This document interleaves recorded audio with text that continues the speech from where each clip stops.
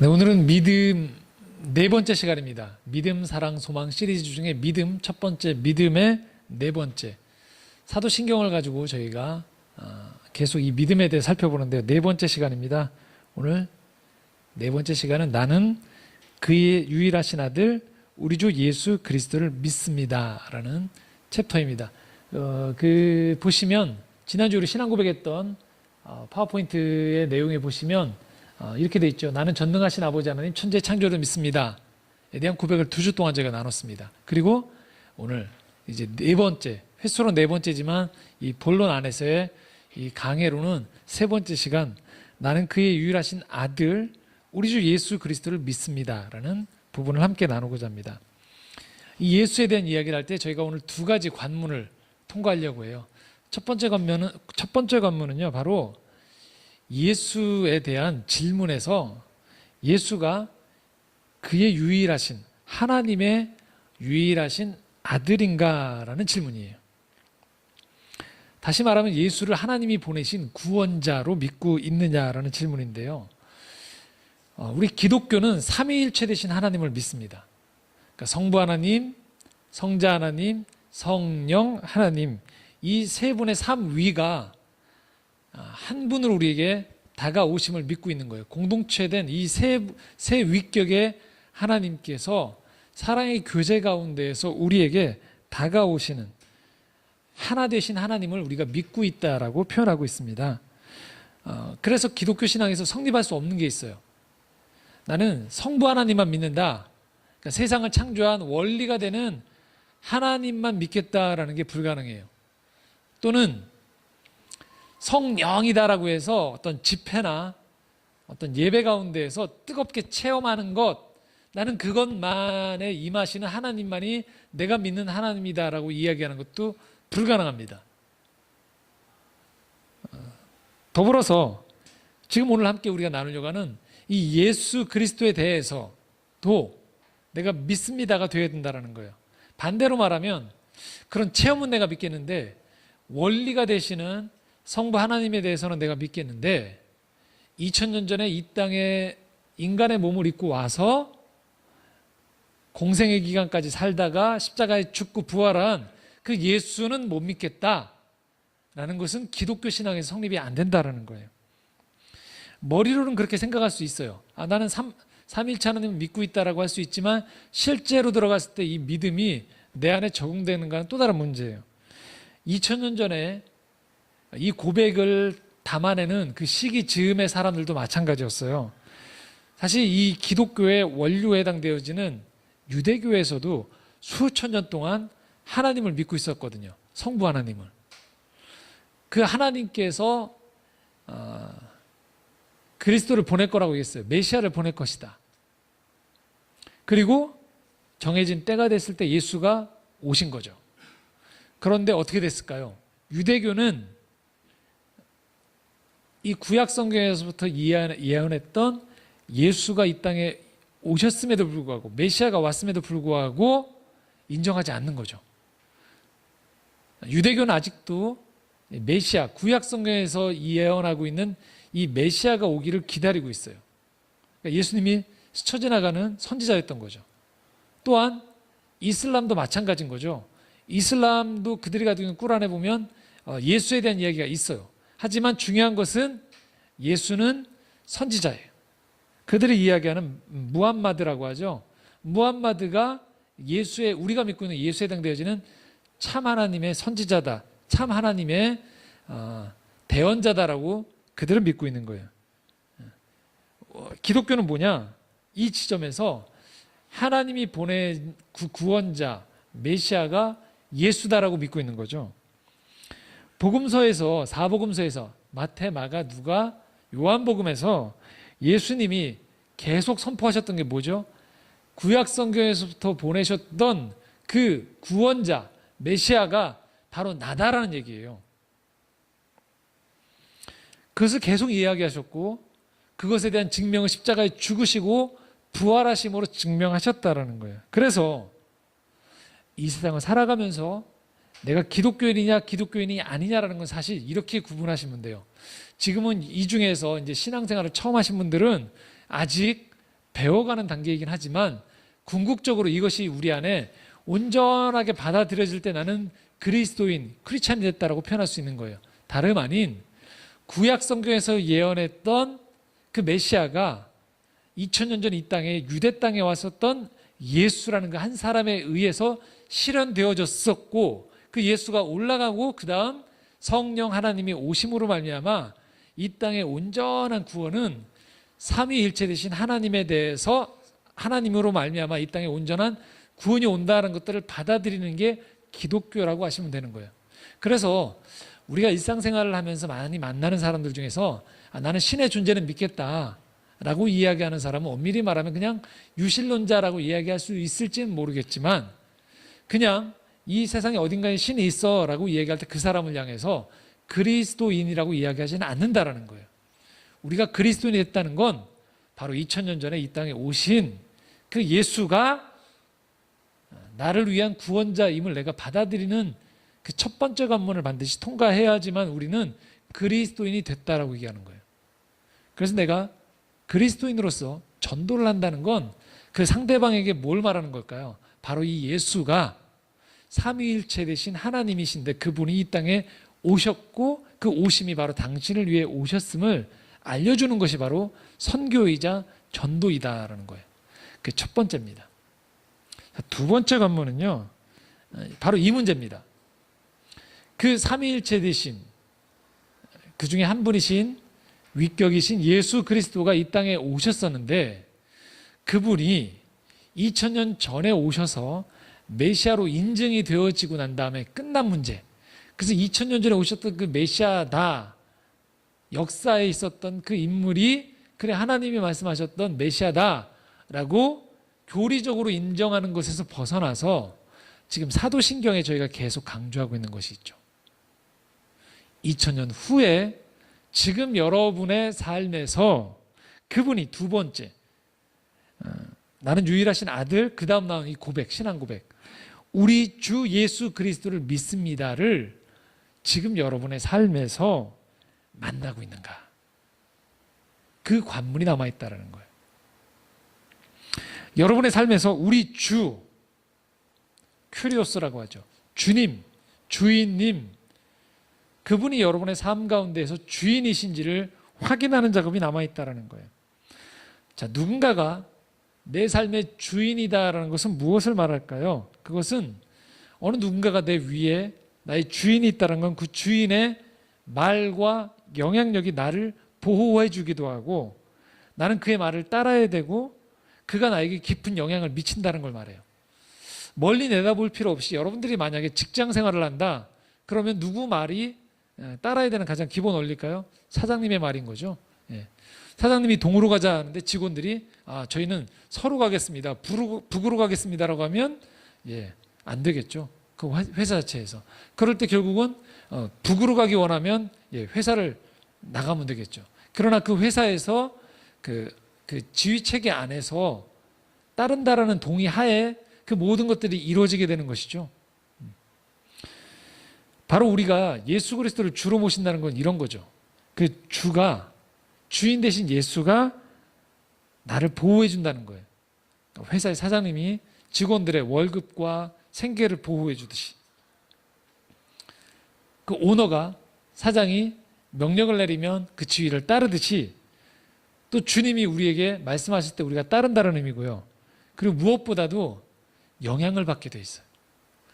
한 회사를 가보면 그 회사의 문화가 있어요. 회사가 굉장히 경직되어 있고 명령이 내리는 사다리 구조로 무조건 내리고 경직되어 있는 회사는 전체적으로 경직되어 있습니다. 리더가 굉장히 그 회사에서 경쟁을 시키면 그 동료들끼리 서로 바라보는 시선이 경쟁자의 느낌이 강한 거죠. 하지만 그 회사를 이끄는 그 리더가 그 회사에서 민주적이고 직원들의 말을 듣고 수용하고 함께 이것들을 공동체라고 하면서 만들어간다라면 회사 분위기가 그렇게 닮아가게 돼 있어요. 마찬가지로 우리가 예수 그리스도를 주로 모신다는 의미는 주님을 닮아간다는 거예요. 주님을 닮아가서 그 주님의 영향력이 우리 안에서 우리 삶 가운데 흘러넘친다는 걸 말해요.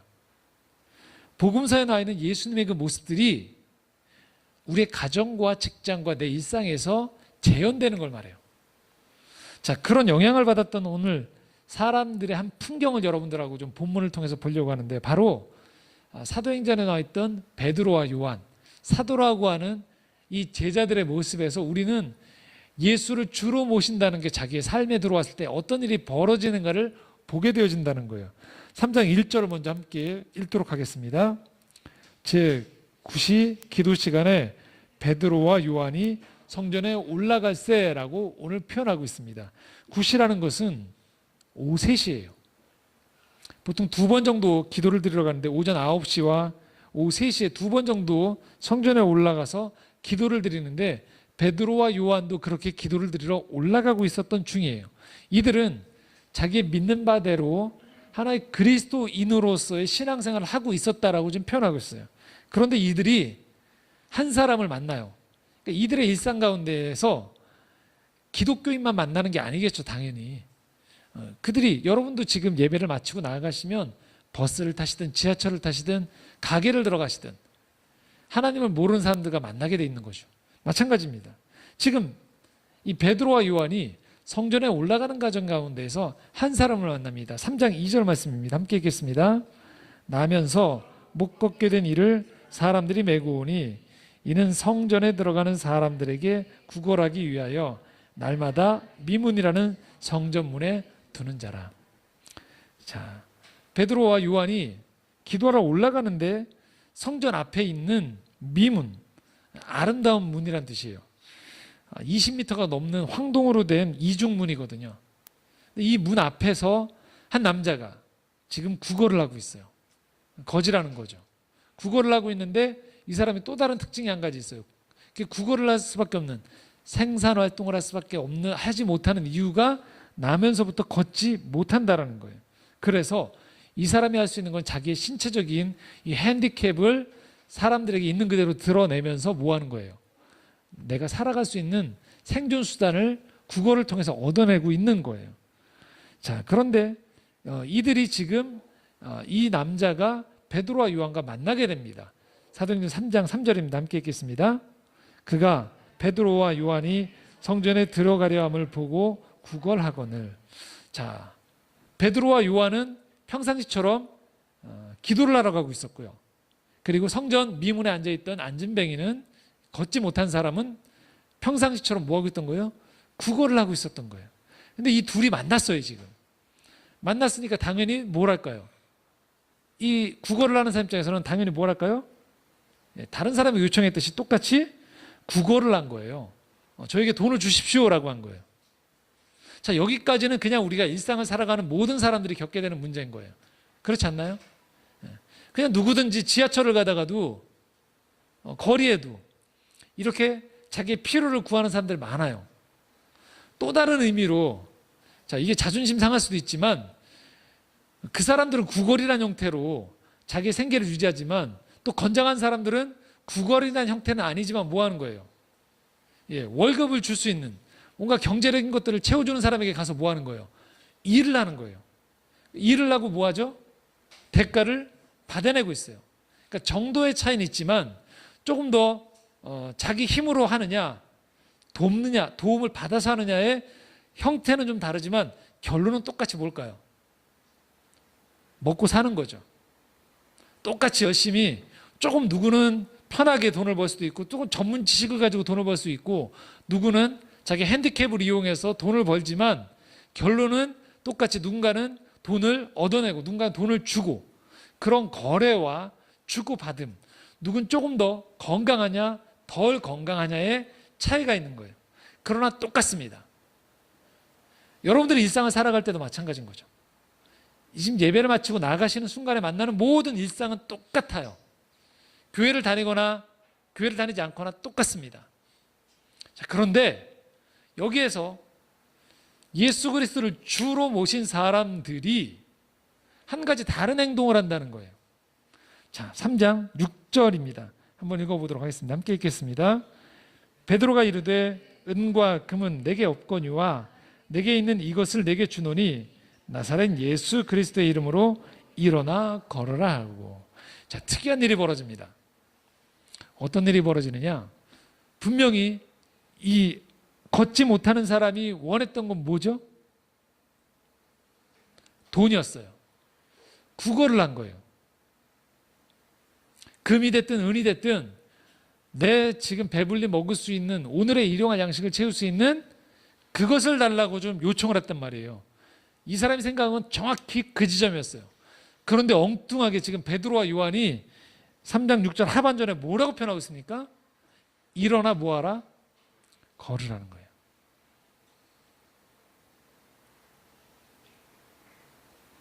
달라는 걸 안 주고 있어요.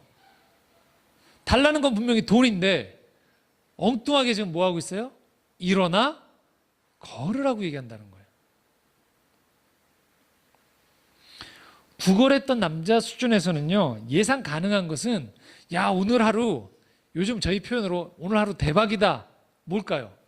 내 오늘 하루 구걸을 해서 벌었던 하루의 일당이 만약에 5만 원이었으면 오늘 누군가가 나를 긍휼히 여겨줘서 갑자기 10만 원짜리 수표 한 장을 더 줘요. 그래서 내 수입이 오늘 15만 원이 되면 그게 오늘 뭐예요? 대박인 거죠. 최고로 내가 얻을 수 있는 기분이 좋고 인생에서 가장 뛸 듯이 모든 것들을 다 얻은 것 같은 날이 뭐예요? 5만 원을 얻었던 날인데 오늘 15만 원을 얻으면 오늘 최고인 거죠. 그게 그 사람이 생각하는 수준에서의 인생의 최선이에요. 그런데 그가 단 한 번도 생각하지 않았던 일이 지금 벌어진 거예요. 그의 귀에 한 번도 듣지 않았던 일이 벌어졌어요. 누군가가 아유 불쌍하다. 또 누군가는 이 사람을 측은하게 또는 멸시하면서 동전을 던져줘서 이 사람의 유일하게 들리는 기쁨은 동전이 떨어지는 소리든지 누군가가 얼마를 주겠다라는 그런 정도의 이야기였는데 한 번도 이 사람이 생각해보지 않았던 그 이야기가 지금 이 사람 귀에 들린 거예요. 일어나 걸으라. 이건 뭘 말할까요? 우리가 예수님을 주로 모신다는 게 바로 뭘 말하냐? 이 세상에서 우리가 경험하는 차원과 전혀 다른 차원을 하나님이 우리에게 만나게 해주신다는 거예요. 우리는 이렇게 기도하는 거예요. 하나님을 주로 모시기 전에 우리 수준은 뭐였냐면요, 한마디로 말하면 이거예요. 하나님, 저 사람처럼 해주세요. 하나님, 내가 부러워하는 저것처럼 저걸 가지게 해주세요. 아이들은 자기 눈에 보기 좋은 저걸 달라고 하죠. 자기 수준에서요. 그래서 아이들은 절대로 아이들이 몇 천만 원짜리 자동차를 사달라고 하는 법이 없어요. 그렇지 않나요? 아이들은 고작 비싸야 몇만 원짜리 움직이는 자동차 장난감을 사달라고 해요. 왜요? 몇 천만 원짜리 SUV를 사줘봤자 소용이 있을까 없을까요? 없어요. 운전할 수도 없고 어디 들고 다닐 수도 없고 자기가 친구들한테 자랑해도 친구들이 그 뭔데라고 쳐다보는 거죠.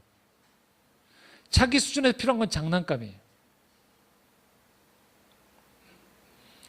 오늘 우리가 부러워하는 것들이 뭡니까? 하나님 적어주세요예요. 내 눈에, 육신의 눈에 보이는 적어주세요 때문에 기도를 하고 있는 거예요. 많은 사람들이. 예수를 믿든 예수를 믿지 않든 똑같습니다. 뭐 할까요? 우리 어머니들은 조상대에서는 뭐 할까요? 새벽에 물 떠놓고 똑같이 해주달라고 하는 거였어요. 정성을 다해서. 정성을 다해서 우리 자식들도 남들처럼 출세하게 해달라는 거였어요.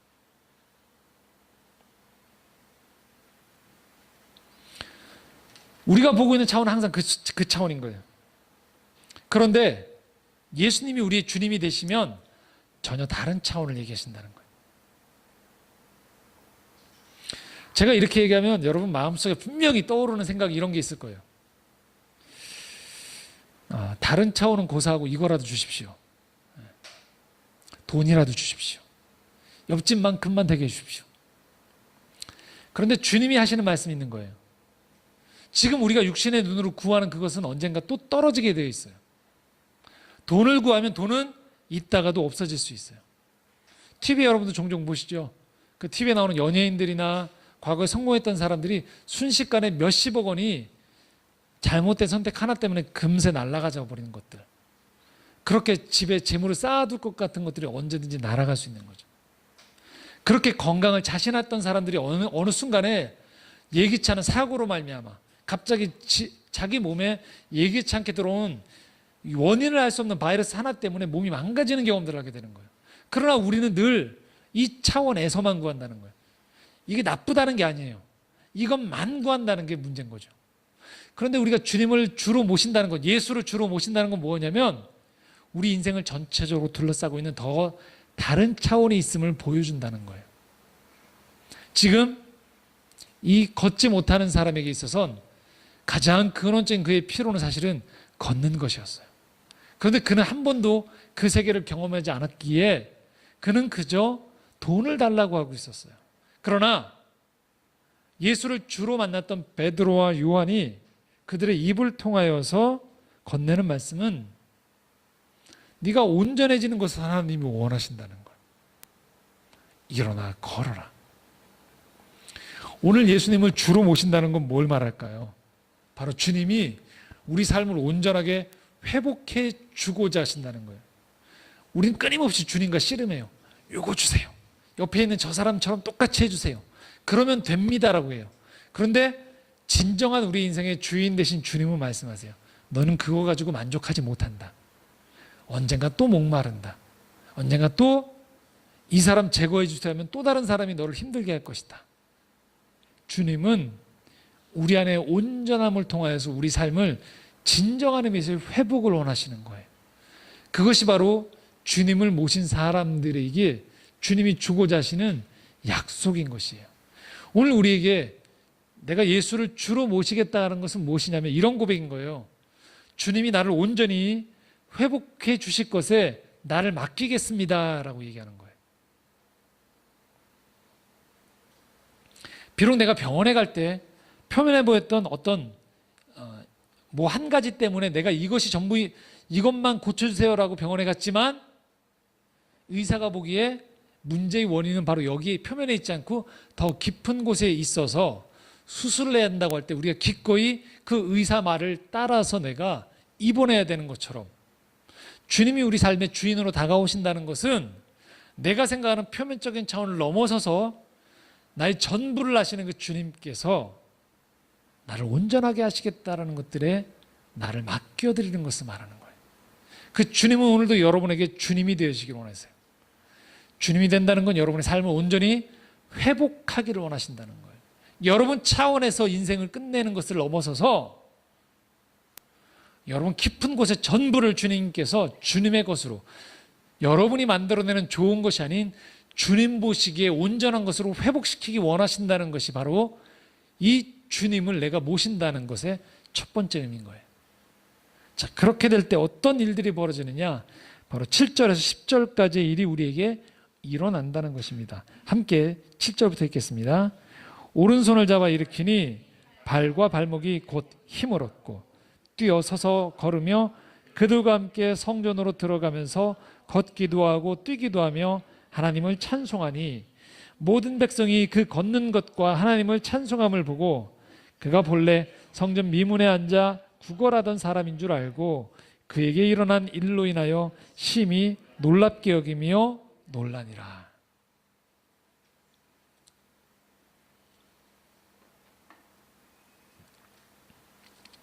어떤 일이 일어났습니까? 걷지 못하던 사람의 발과 발목에 힘이 생겼대요. 그리고 뛰어서서 걷기 시작했대요. 이전에는 성전 문에서 구걸만 하던 사람이었어요. 그런데 이제 그가 성전 안으로 들어갈 수 있게 된 거예요. 들어가서 뛰어다니면서 하나님을 찬송하기 시작했어요. 예상할 수 있겠죠? 이전에 이 사람의 삶은 뭐예요? 원망이었던 거예요. 내 삶은 왜 이렇게 됐나? 원망이었는데 이제 그의 삶이 하나님을 찬송하는 삶으로 변한 거예요. 그것만일까요? 이 사람을 바라보면서 그래, 인생이 저렇게 되어지지 않아서 나는 다행이다라고 했던 정도의 사람들이 그 사람의 구걸하던 사람의 변화됨을 통하여서 나는 저렇게 되어지지 않아서 다행이구나 정도의 자기 위안을 넘어서서 얼마든지 삶을 변화시킬 수 있는 분이 계시구나, 하나님이 계시구나라는 것들을 보면서 하나님을 찬송하고 놀랍게 여기기 시작하는 거예요.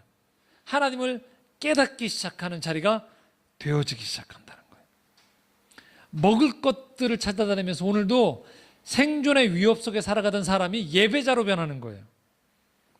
그의 삶을 통하여서 사람들에게 무시당하고 저렇게 되지 않아서 다행이다 정도의 다른 사람의 위안거리가 됐던 사람이 이제는 그의 삶을 통하여서 하나님을 증거하는, 그 스스로가 하나님을 높여드리고 하나님을 찬양하는 사람이 되어졌다라는 거예요. 이것이 바로 주님이 되실 때, 예수님이 우리의 주가 되실 때 일어나는 놀라운 변화인 거예요. 세상의 주인은요, 자기 수하에 있는 사람들을 사실 써먹기 바빠요. 내가 주인이기 때문에 억울하면 너도 주인을 해 라고 이야기하면서 자기가 가지고 있는 힘과 권세와 돈을 통하여서 밑에 사람을 부리는 것입니다. 그것이 세상에서 말하는 주인이에요. 그러나 이 세상을 창조하실 때부터 계셨던 예수 그리스도, 그분이 우리의 진정한 주인이 된다는 건 뭘 말할까요? 그것은 그 주님이 우리를 온전한 사람으로 바꿔주신다는 거예요. 그리고 우리 인생에 오셔서 그분이 진정으로 주인이 되시기에 그분이 우리를 싸잡아서 데려다가 마음대로 부려먹는다는 의미가 아니고요, 우리 인생 가운데 오셔서 새로운 비전을 보여주신다는 거예요. 너는 인생을 태어나서 그냥 먹고 살다가 그냥 죽는 것이 네 인생의 전부가 아니라는 걸 보여주신다는 거예요. 그게 네 인생의 전부가 아니라는 거예요.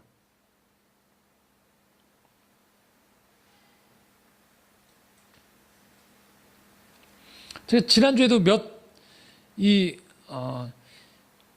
미국 쪽에 계시고 사업을 하신 분들과 만남 가운데에서 제가 그분들이 안타깝게 여기는 이야기를 들었었습니다. 다름 아닌 미국의 명문대생들도 모두 다 진로를 어디로만 자꾸 생각하냐면 안전한 길로만 생각한다는 거예요.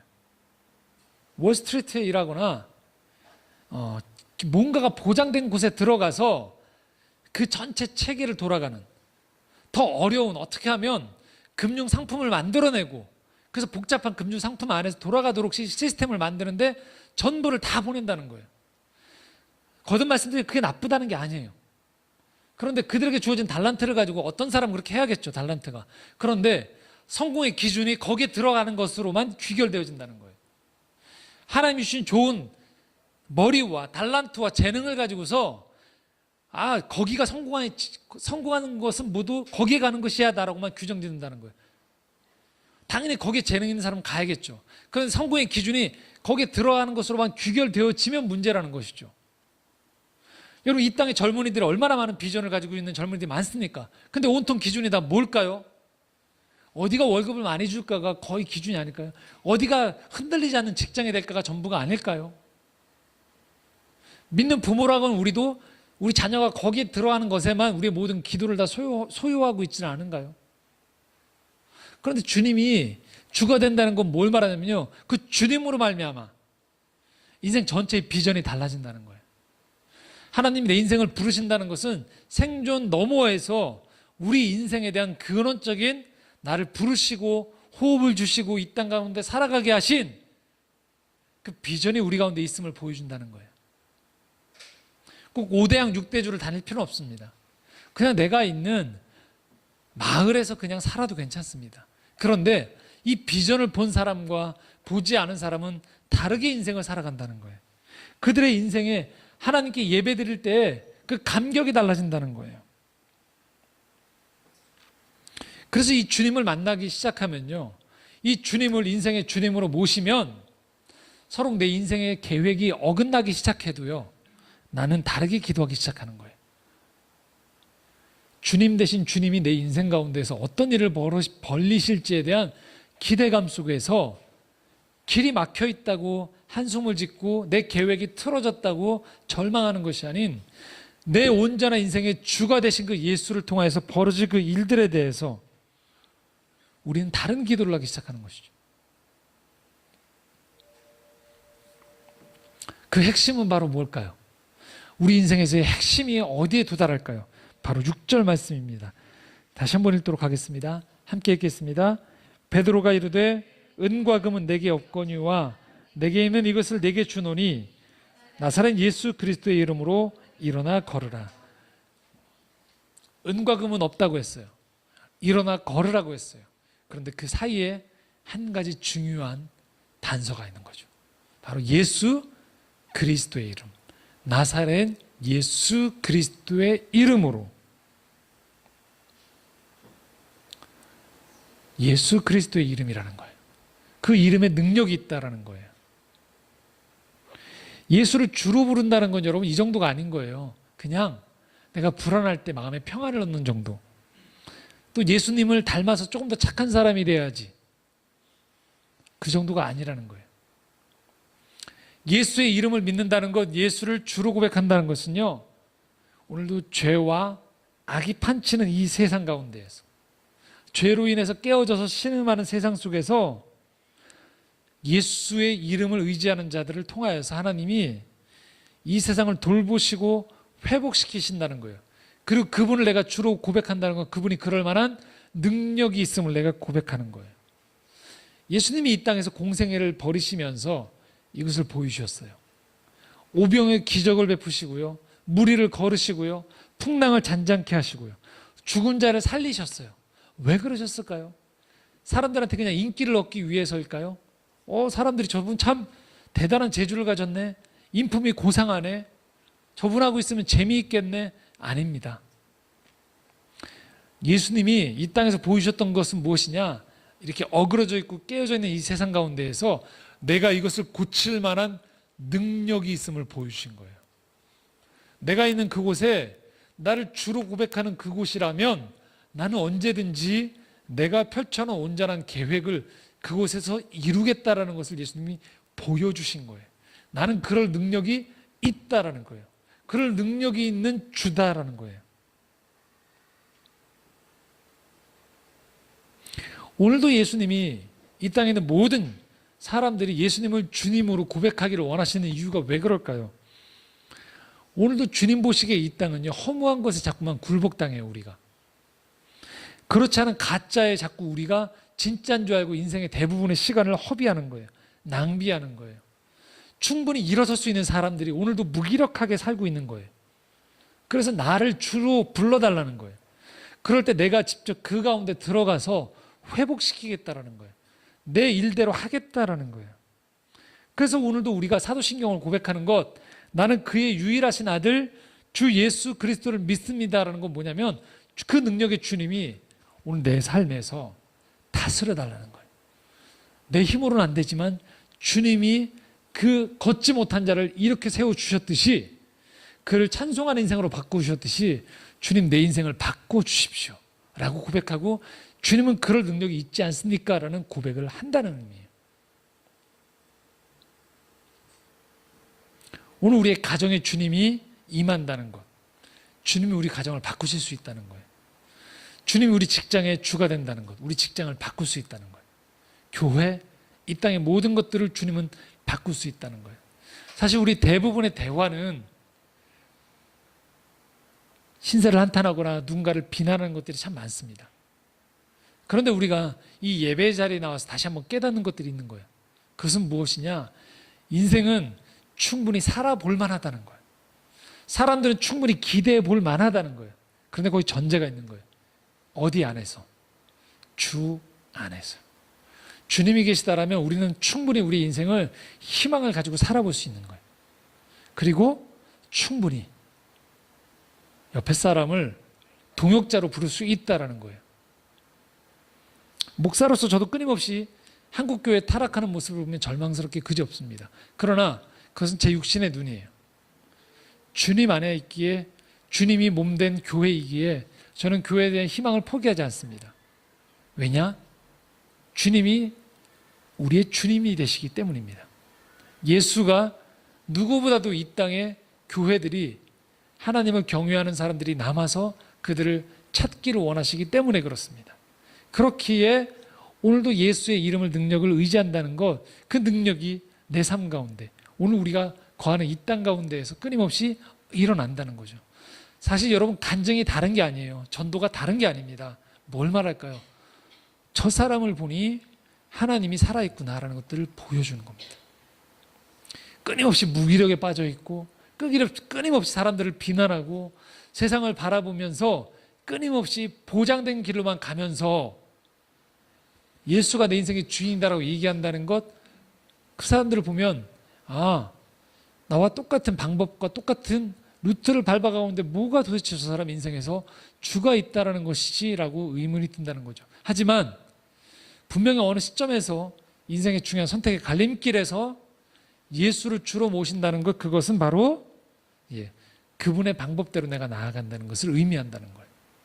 그럴 때 내 최선을 넘어서는 그분의 능력이 내 삶 가운데 일어남을 말씀하고 있다는 것이죠.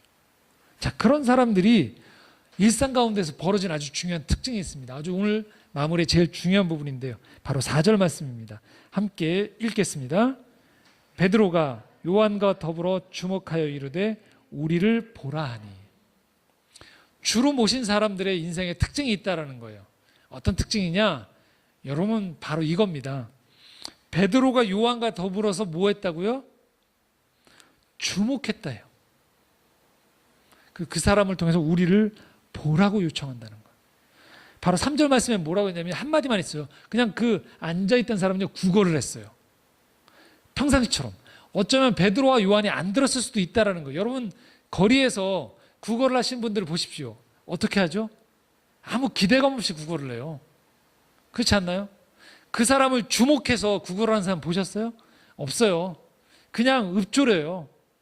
어쩌면 이 사람도 그랬을 거란 가능성이 많다는 거죠. 그냥 구걸을 하는 거예요. 기대감 없이. 그런데 그 무수한 많은 사람들은 그냥 지나가는 거예요. 그런데 지나가다가 베드로와 요한은 뭐 했다라는 거예요? 고개를 돌리고 그 사람을 향해서 뭐 했대요? 주목해서 보았다라고 표현하고 있는 거예요. 그냥 지나가지 않고 주목하는 거예요. 무엇을 의미할까요? 세상을 바라보는 시선이 달라지는 거예요, 이제. 이 세상이 하나님의 것이다라고 고백하는 사람들, 예수가 주로 주님이다라고 고백하는 사람들은 그들이 세상을 바라보는 시선이 변하는 거예요. 이전에는 그냥 목적지향적으로 어디가 돈이 되느냐, 누가 사람들이 관심 있게 보느냐를 쫓아갔다라면 이제는 내 눈 자체가 주님의 시선으로 바뀌는 거예요. 주님이 관심 있어 할 만한 곳에 눈이 가기 시작하는 거예요. 그래서 남들은 예사롭지 않게 흘려 지나가는 곳에서 그 사람은 주목해서 보기 시작하는 거예요. 세상에 틈이 보이기 시작하는 거죠. 이 세상의 남들은 밀림 안에서 정글 속에서 경쟁하는 세계로만 보이는데 나는 이 속에서 주님의 일하심이 보이는 거예요. 주님이 필요하신 사람이 보이는 거예요. 사람의 신음소리가 보이는 거예요. 사람의 절망하는 소리가 보이고 어디를 통해서 희망이 보일 수 있다는 그 희망의 틈새가 보이기 시작하는 거예요. 세상의 틈을 볼 줄 아는 거죠. 주님을 고백하는 사람들, 그 사람들이 세상을 보는 눈이 달라지기 시작한다는 거예요. 자, 그런 의미에서 지난주에 제가 접했던 그 문화 관련한 기사 중에 하나를 좀 이야기하고 말씀 마무리하려고 하는데요. 뭐 이제는 여러분들도 대충 아시겠지만 요즘 유튜브가 대세입니다. 기사를 보니까 요새 말하는 소셜 미디어에 1위부터 6위까지가 있는데 2위가 여러분 잘 아는 그 회사 이름을 얘기하면 좀 그러니까 카카오 뭐라고 되죠? 카카오 티귿. 네. 그 2위라고 해요. 1위가 유튜브고, 뭐 하긴 유튜브도 회사 이름이네요. 유튜브와 2위가 카카오톡인데요. 2위와 1위가 3배 차이가 넘는다고 하더라고요. 사람들이 머무는 시간이. 압도적이랍니다. 그러니까 여러분 알고 있는 네이버나 구글이 아니고요. 유튜브에 머무는 시간이 압도적으로 많대요. 근데 가장 많이 머무는 사람들은 10대와 20대고요. 그 다음은 30, 40대가 아니고요. 60대 이상이라고 합니다. 유튜브를 많이 보신대요. 이미 그쪽으로 넘어가고 있다는 거예요. 그래서 자본가들, 자본을 투자하는 사람들이 어디에 몰리기 시작했냐면 유튜브에 몰리기 시작한 거예요. 저도 지난주에 몇 개 영상을 이것 때문에 많이 찾아봤어요. 그랬더니 크리에이터라고 표현하더라고요. 유튜브를 만들어서 사람들에게 보여주고 광고를 붙는 사람들. 근데 좀 보면서 처음엔 좀 재밌었어요. 근데 몇 개를 보다 보니까 좀 염려가 되더라고요. 왜냐하면 저는 문화사역을 하고 있는 사람이기 때문에 그 유튜브 자체 현상을 무조건 그 폄하하진 않아요. 근데 보고 있는데 사람들의 시선을 끌려고 하다 보니까 굉장히 자극적으로만 계속 흘러가는 걸 보게 됐었어요. 선정적이기도 하고요. 또 어떤 경우에는 하나를 보니까 뭐 예를 들면 이런 거예요.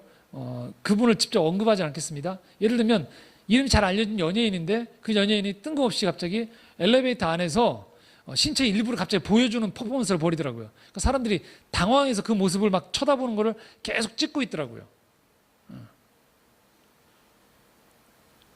그걸 사람들한테 보여주는 거죠. 조회수가 늘어나는 거죠. 처음 볼 때 재밌는데 계속 그런 시리즈의 연속을 계속 벌이는 거예요. 그런 그 영상들이 굉장히 많더라고요. 자, 기준이 뭘까요? 예, 유튜브에 광고를 붙이는 기준은 딱 하나입니다. 뭘까요? 그 사람 채널에 많이 머물러 있는 거예요. 그 사람 거를 많이 보고 있으면 광고주들이 붙게 돼 있어요. 보통 보니까 수입이 1,000단위가 넘어가더라고요. 그런 사람들이. 그걸 만드는 사람들이요. 자, 이건 뭘 말할까요? 사람들이 대다수의 시간을 보고 있는 시선을 두고 있는 보내고 있는 시선에 상당수의 시간이 가치로운가가 아니에요. 깊이가 있는가가 아니에요. 인생의 진리를 보느냐가 아니에요. 정말로 말추적으로 잠깐 머무르면서 이것들을 허비하기 좋은 컨텐츠에 자본이 몰리고 있다는 거예요.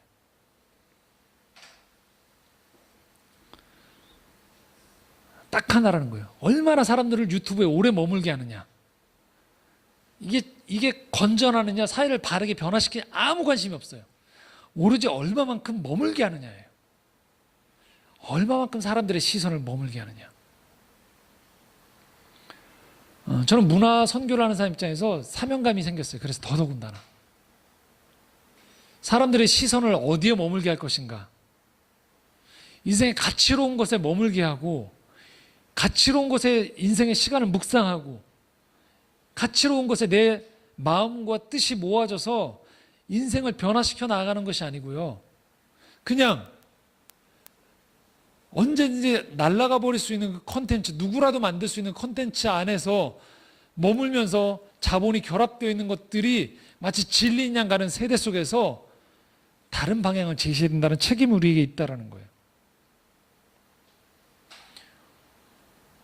계속 여러분들 진리라고 얘기하는 거의 대부분은요, 지금 돈하고 직결되어 있어요. 근데 주님은 물어보시는 거죠. 그것이 정말로 진리와 관계되어 있느냐. 우리가 예수님을 주로 고백한다는 건 뭘 말할까요? 우리의 시선이 달라지는 거예요. 우리 직업을 바라보는 기준이 달라지는 거고요. 뭐가 성공이냐, 뭐가 행복이냐의 기준이 달라지는 거고요. 우리 아이들의 미래가 어떻게 되어져야지만 되는 것인가에 대한 시선이 달라지는 걸 말해요. 그 시선을 통해서 주님이 주는 그 마음을 품고 또 다른 연구를 해야겠죠. 찾아야겠죠. 시행착오를 겪어야겠죠. 하지만 중요한 것은 주목하여 보는 기준이 달라져야 된다는 거예요. 그것이 주로 고백하는 사람들의 눈이 달라져야 된다는 것이. 뼈 아프게도 우리의 시선이 교회의 시선이 타락하기 시작하자 교회가 똑같이 얼마만큼 예배당을 크게 짓느냐로 시선이 옮겨가기 시작했던 거예요. 얼마만큼 사람 수가 모이느냐로 우리의 시선이 옮겨가기 시작한 거예요. 거기에서 사람들은 감동하지 않아요. 진리를 찾지 못한다는 거죠. 똑같습니다. 사람들이 말하는 좋다라고 하는 것이 정말로 주님이 통치하는 그 시선의 기준인지를 우리는 물어봐야 된다는 거예요. 그 마음으로 저는 이 창조의 정원 교회를 바라봅니다. 우리가 어떤 시선으로 세상을 바라봐야 될지, 주님의 능력을 우리는 어떻게 담아내야 될지, 우리가 사는 세상 속에서 우리는 과연 무엇을 볼 것이고 무엇에게 예수 그리스도의 이름으로 일어나 걸으라고 이야기할 것인지, 그것을 여러분 스스로가 주님 안에서 묻고 찾아가고 주님의 도우심을 구하는 우리 창조의 정원 모든 예배자들이 되시기를 주님의 이름으로 부탁드립니다. 기도하겠습니다.